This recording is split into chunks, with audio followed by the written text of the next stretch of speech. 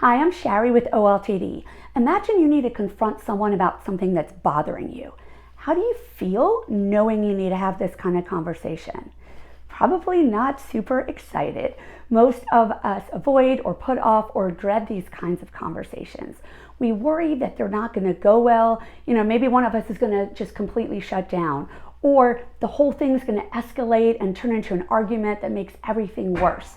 And of course, that stuff definitely happens.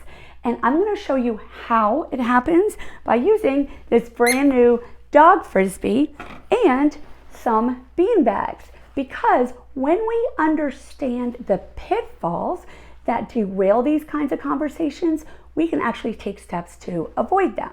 Okay, so imagine you need to have the conversation. This is what you want to talk about. It's the topic you're focusing on. And believe it or not, the topic, is not usually what gets us into trouble. Bean bags are how we talk about it. These right here are the things that completely derail most of these intense conversations. Usually before we even know it, someone begins to interrupt. We're cutting each other off. There's sarcasm. Now there's negative voice tone and put downs. Now, personal attacks, which of course is going to create defensiveness. Right? Now we need to defend ourselves against those personal attacks. And of course, there's also raised voices while you're defending yourself. People are talking over one another. They also throw down absolutes. Absolutes are things like always and never. And those start flying in these kinds of conversations. There's also a lot of assumptions. This one is a big one. We often go into conversations making assumptions and judgments about what they're doing, compared, of course, to the angelic and awesome stuff that we're doing. There's nonverbals, crossed arms, rolled eyes, maybe the evil eye. The past. Really? Now we're arguing about something that happened almost a year ago? How did that even happen? And people shut down. No wonder we dread these conversations. As you can see, these, how we were going about it, completely swamp the original topic, what we wanted to talk about. It's not even about this anymore. It's about all of this. So how do we avoid that? So let's go back in time and start again with what we wanted to talk about. And I'm going to use a common example because I think it's pretty easy to imagine how it would go. So let's imagine that one person feels like they're doing a lot more of the chores around the house than the other person. So of course, my what is that we're doing everything every day while they totally ignore us and sit on their lazy behinds, right? Wrong. Those are assumptions and absolutes and accusations. They're beanbags, and we know that these create defensiveness. So we basically need to make sure that our what message doesn't contain any of those. We do that by speaking in as factual a way as possible, using language that focuses on behaviors and actions that a video camera would pick up instead of assumptions and judgments. So, for example, a video camera would show me making dinner and washing up, and it would show them on the couch using their iPad. A video camera does not say that they are lazy or taking advantage of me, or obviously they don't even care, right?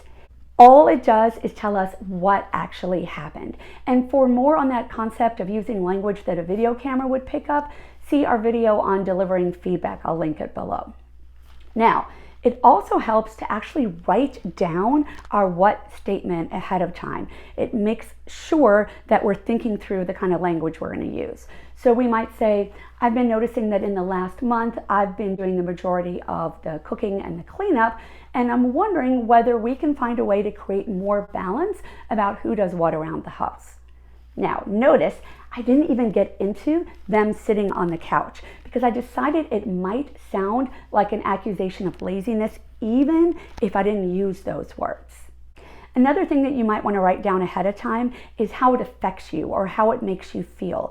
Like, it makes me feel unappreciated. So we don't find ourselves saying in the middle of everything, "You don't even care about me, do you?" Which again is an accusation. It's a beanbag.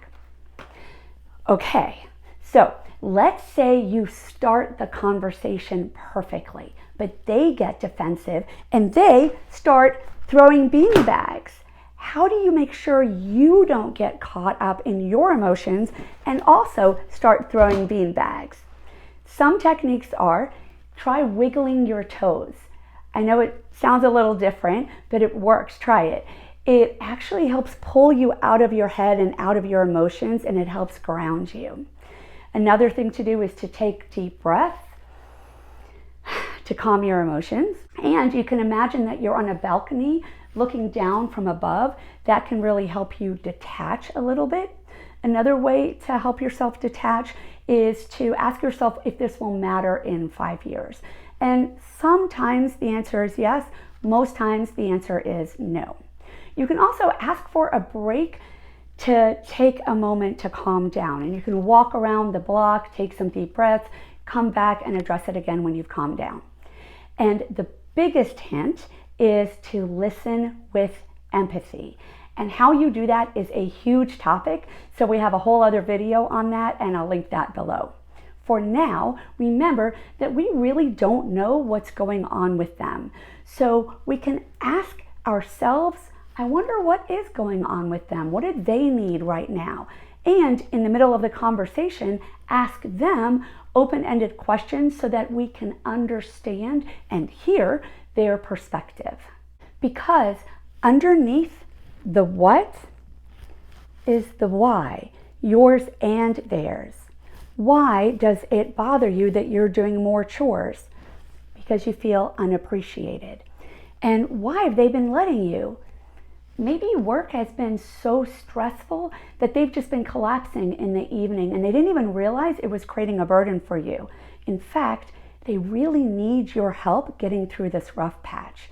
The only way to get to the why is by asking open-minded and open-hearted questions to truly learn their perspective and then listening with empathy when they answer those questions.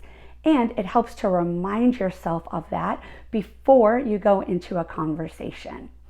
These conversations are never easy, but they can be successful if we remember to be as factual as possible when sharing the what, to dodge beanbags and to not throw any ourselves, and remember to listen with empathy to their why and share our own factually so that we can spend the conversation finding a solution that moves us forward instead of throwing and dodging beanbags. I hope this helps.